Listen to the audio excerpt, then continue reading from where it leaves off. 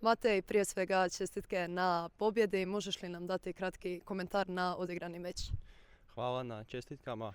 Evo, prvi Challenger meč u mojoj kratkoj karijeri i odmah pobjeda.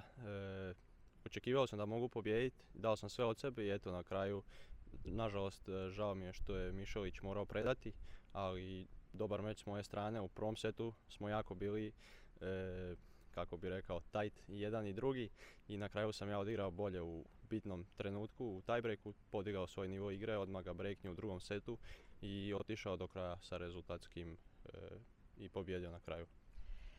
Velika si nada našeg tenisa. Evo, kako ti gledaš svoje mogućnosti među profesionalcima na ovome rangu?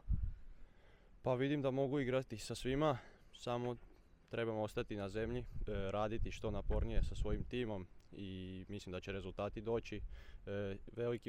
Veliki uzor i potpora mi je Dino Prižmić, isto sada još veća nada našeg tenisa i mislim da nas dvojica u budućnosti možemo velike rezultate ostvarivati. Dobio si pozivnicu. Možeš li mi reći koliko znači postojanje Croatian Tennis Pro Tournaments serije?